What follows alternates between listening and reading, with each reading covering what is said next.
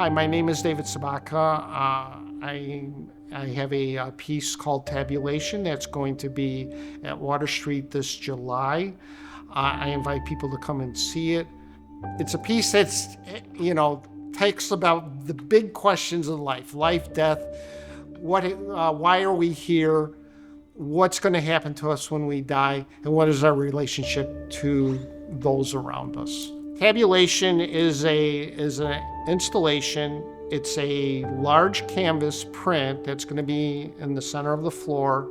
It's 9 by 12. There's going to be 3D elements in it. There's going to be a way for you as the viewer to participate and interact with it. Personally, it's a culmination of 3 years of ideas that have been rumbling around in my mind. It brings it all together in one single piece.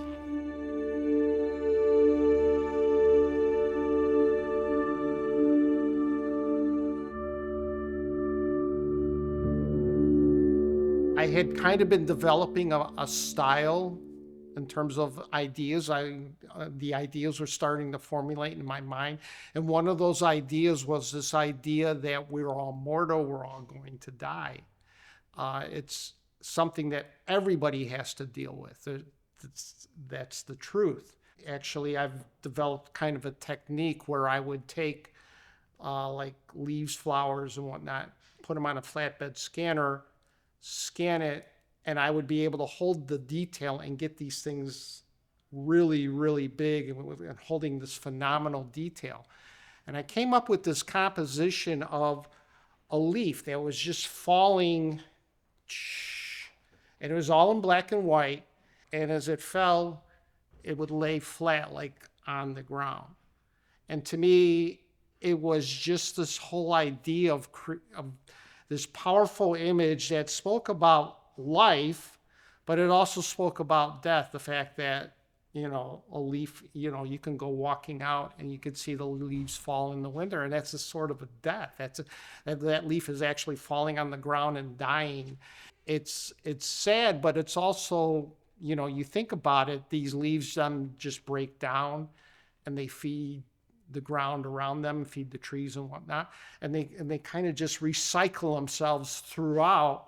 So it's just a continual, process of, life and death. This piece that I came up, it was a large, like 8-foot banner by 3 foot, and a very black background and just this leaf falling. And I was really proud of it. And I was like, wow, And so the following year, I wanted to do something again for our prize. And I was working with this idea of mortality. And I came up with this other image of, standing at a gravesite. And I had this large image, this figurative image that I created that was of all these plants, and it was given kind of like a vaguely human form.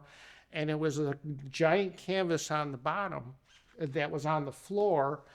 And then what I would do is I would have these cards, and I would have people then, it was on the front, it was just a single flower, and it was very, colorful and whatnot. That was one of these scans. I have a collection of like 3,000 scans that I've built up. And it was all these different flowers and leaves and natural elements and so forth. And what I wanted the person to do was to take a card, write on the back the name of somebody who had died in their life, and just a note about, what you thought about them. And then toss it kind of almost like you were at a gravesite and you would toss a flower onto there. And it was this idea, and part of that idea was coming from the idea that, when we die, most of us are going to be forgotten. It's a very sobering and sad thought. And if you think 50 years down the road, our kids are going to be gone, and their kids will be grown up, and within maybe, 75, 100 years, for the vast majority of us, we're going to be forgotten. Very it's hard, it's a hard thing to accept, but it is a reality of our life. And we want to be remembered. Every one of us wants to, make a mark in history and to be remembered. Most of us will not be able to do that. That's sad. But for that particular moment when I had these people, it was this act of actively trying to remember somebody in your life. And then as a secondary effect, I wanted the person who tossed the card on there to actually take a card off of the actual gravesite and then flip it over and look at that person's name and take it with them. And so that you would be actually, for at least a moment, carrying that memory of that person who you probably didn't know, but you had a name and you had a note about that person that you could say, well, that person existed, that person had a life, that person had a family, and they really cared about, and their family really cared about them. And to just take that memory out with you, at least for a moment, to be able to think about another person who you did not know, but who existed in this world. So as I started playing with these ideas, the scale got bigger and bigger.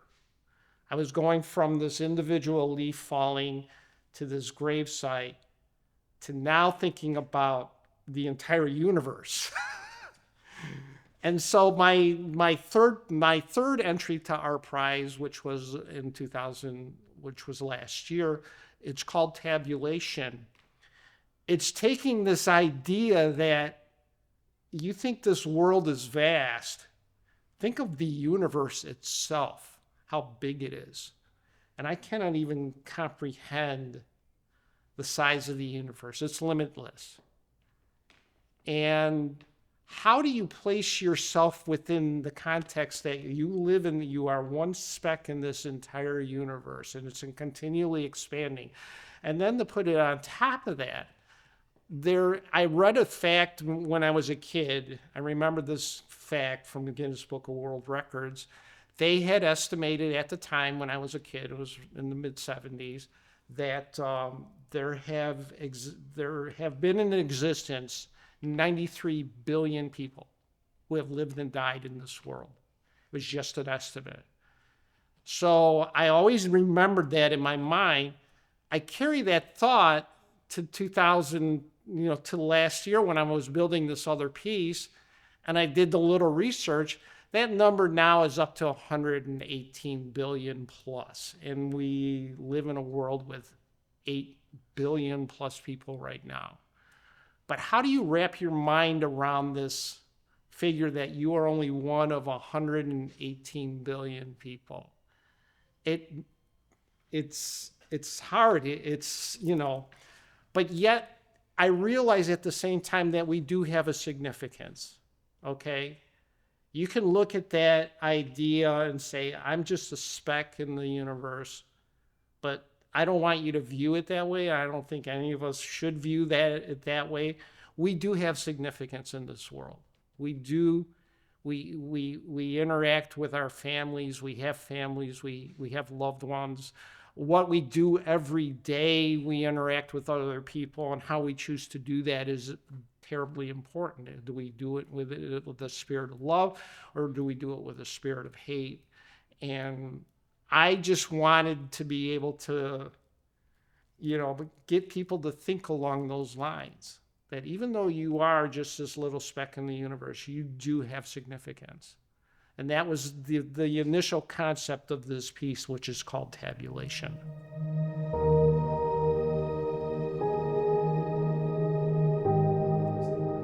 Well, the entire piece itself is a symbolic representation of the universe. The foundation of the piece that's on the floor, it's supposed to be, it's just black canvas. It's got white lines on it and a series of numbers. It's supposed to represent the universe in its entirety. In the center of the piece itself is going to be these three-dimensional construct, I guess, and it changes every time. Every time I install it, is always going to be different because that reflects the idea that our universe is ever changing. Each moment is different. Each moment is completely different from the moment before. And in one sense, there are no two actual moments that are exactly the same. It almost represents the start of everything. Whether you believe in, whether you believe in God who created the world, or you believe in a Big Bang where it just came into existence, there was a starting point somewhere. And this piece within the center of this is this exploding, everything seems to be exploding outward from the center of the piece, and it's working its way outward. Part of this too is there's these two bowls that I'm going to have on either side, and they are supposed to kind of represent humanity. Okay, one is called the life bowl, one is called the death bowl. What I invite people to do is I want each person to take a chip out of the life bowl, and you're going to put a mark on it. I've been requesting a number, and actually the piece itself has just got all these different numeric systems that are kind of different numeric systems within the confines of our history. They're represented, just a partial representation of the different cultures of the world, but there's these numbers, and I want you to put a number on this piece. You'll write that number. You're gonna take this piece and you're gonna throw it into the middle of this huge construct. You're also going to be invited to take one of the pieces that is actually within the piece and move it to the death bowl. It's supposed to represent the fact that we all live and we all die. There's this third idea behind it is I do want people to be able to kind of walk on it. You'll have to be careful, obviously. But you can take these pieces and kind of arrange them into like little communities or whatever. You may choose to toss your piece in there. Somebody might come along and actually take your piece and move it and put it into little groups to kind of represent a community, that we are all interconnected, we all are. And I would hope people would feel like, in that sense, that even as you're looking at the universe, you are still part of a community, okay? A group of people, be it your family, be it your country that you live in, be it your particular race, your nationality, your religion, whatever it is, you're part of a group. And I want people to feel that way, because it's scary to think of yourself as alone. To go through life with nobody there and to think that you are the only one. I want people to realize that you're not, that there are people around you who surround you and support you and love you. From a personal standpoint, I've experienced that with my family. It came very vivid for me back in 2014 when I got so depressed because I lost my job. I was on the verge of committing suicide, and a friend actually stepped up and said, I see the signs of what's going on in your life, Dave. You need to get some help. And he asked me point blank, he said, do you want to get this help? And I said, yes, I need to. If he had not been there to ask me, I might have taken that next step and actually committed suicide. But it's that relationship in my life, that person stepping in and my family supporting me, even during this very tough time and bringing me through that, is it's a reminder of the importance of those around us. The interactive part to me has become very important. Artwork is not meant to be static. It's meant to speak to you in some way, and I have been really drawn to the idea of artwork being a participation type of thing, where I want the viewer to actively participate. You can view it, and that's a great form of participation, but I want to take it to that next level. First of all, because I believe in the power of art. I believe that art can be a powerful vehicle to say something. Secondly, I want people within who may not think of themselves as artists or may not,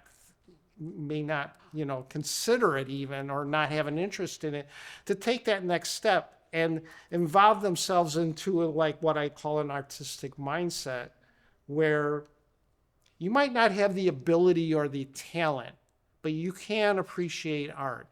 And what I'm setting up here is a small way for you to maybe say, hey, I can create something here.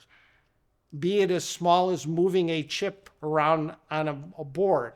Yet I'm actually participating in the creation and the evolution of this piece of artwork.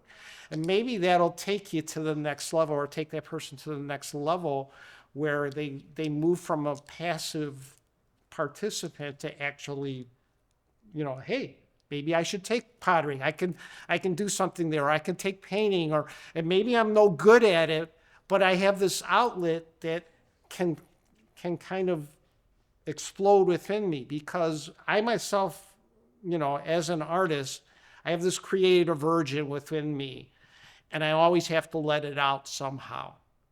And so I'm always finding different ways to let that go, to feed that creative urge. And and for a long time, I would develop a style or work on a style, and it would evolve over a period of time. Like anything else, art, it's a discipline. You have to practice it. Some people have this innate ability to create, and from day one.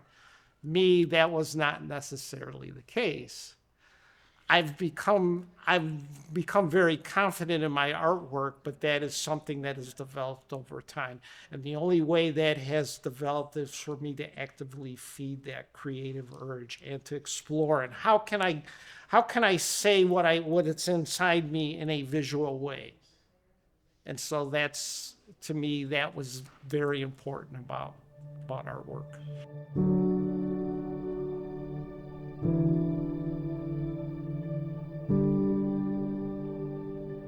I do believe there is a God, okay? And as an artist, the simple act of me creating a piece with intent, okay, with an idea behind it, has reinforced my idea that there is a God. And now other people might not feel the same. That's fine. But for me personally, and I do struggle with the idea of God, okay? And when you look at the vastness of the universe and you go, is there a God out there?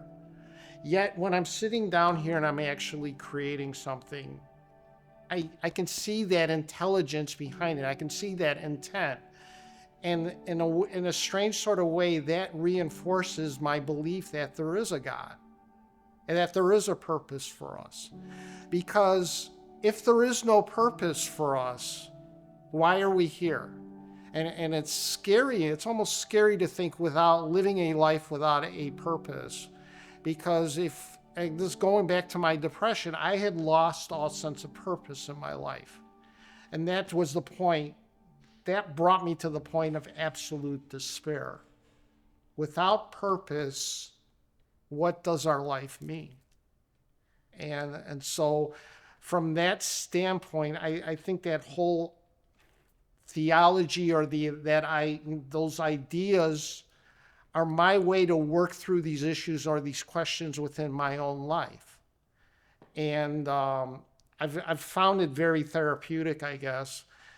I still struggle, but it helps me to work through these questions. What is death?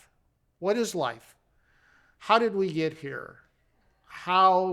What's going to happen to us when we die?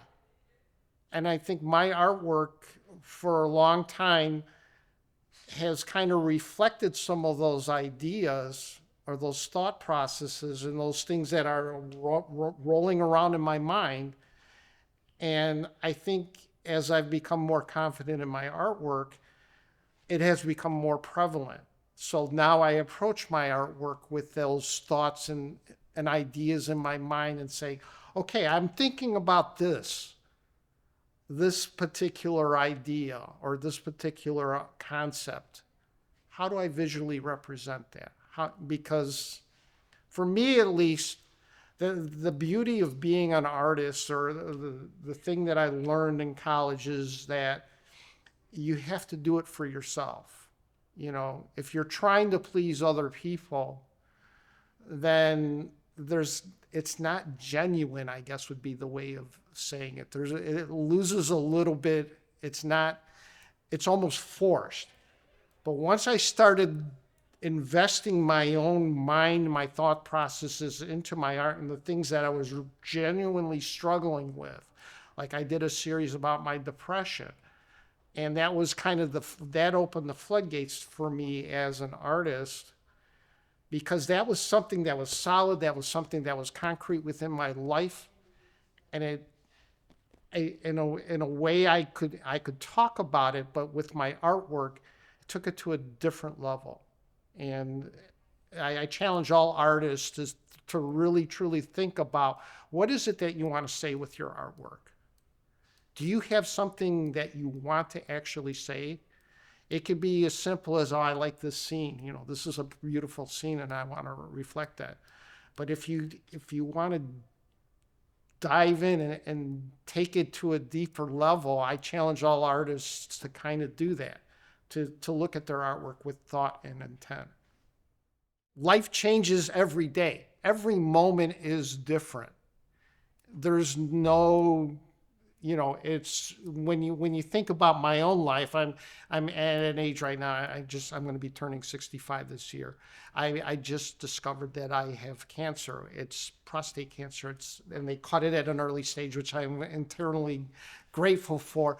But it forces you to think about your mortality. And I find myself reflecting upon those, things in my life, and realizing that I can't bring back the past, that the things that I've experienced, I think about them, but then there's things that as an artist, I'm excited because I can now move forward, and every day becomes, in a way, kind of an adventure, because what can I say with my artwork? I have a grandson right now who, he's 4 years old. He's adorable, and I get to see him grow up. And so, again, he's changing. Each day he changes. My relationship with my wife, it deepens and it grows over a period of time. So life, it doesn't stand still. It changes. And so, at least with my artwork, with this piece, I wanted to reflect that idea that everything changes. Sometimes it's for the good, sometimes it's not for the good, but it changes. And it's what we do with that change when things do change. How do we handle those changes? Do we fall into despair, or do we adapt and say, you know what, this is what's been dealt to me. I'm going to deal with it the best I can. And I brought up the thing about my cancer, I've been strangely calm about it. Some people would get really freaked out about it. And maybe if I had, stage 4 cancer, I'd feel a little differently. But on the once level, I can go, you know what, they caught it at an early stage. I'm thankful. But it does tell me that time is still running out for me. I'm getting older and older. One day something's going to happen to me that, I'm going to pass away. So I have to be able to accept that that's going to happen. Because of the style that I deal with, and my style tends to be very symmetrical. Part of that is the idea that our life is a routine, that every day we live, we go to work, we come home, we eat dinner. It's just a series of routines.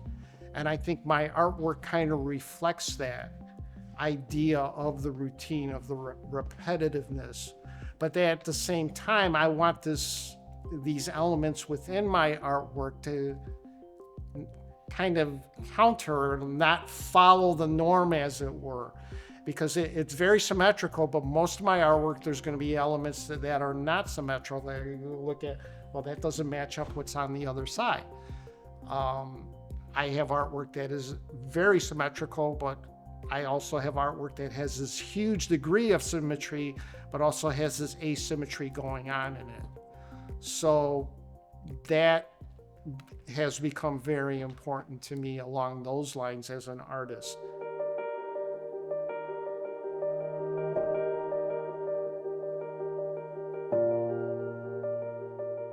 I want people to be more invested in art in a way that values what art has to say. We live in a world where we're bombarded by images, and art is an image-oriented type of thing. So it in some ways, we're kind of conditioned to be viewing the world that way. I want people to be thinking along those lines. And, it's so interesting, or, I've had discussion with friends of mine who, it's like we would go on and go, why is that art? I could do that. And maybe you could. But did you think about the idea that the artist had behind it? Okay. I want them to look at artwork for just not as a, simple representation of something, but to view it as a way to convey ideas. And I think, sometimes we view the world through the, tunnel vision, where we see what we want to see, and if it doesn't register with us, it means nothing to us. What I want people to do is be able to stretch, to dive into something and to view it, and to say, yeah, okay, I could see where he's coming from. I could see the idea behind it. And again, this whole idea of art being a conveyance of ideas, we're in a world where we're struggling with all different kinds of ideas and ideologies and so forth and so on. So in that regard, artwork becomes even a more important vehicle to get people to think about things that, maybe they were against in the past. Now I can see it from the perspective of a person because of this piece of art. And now I have a different viewpoint of that.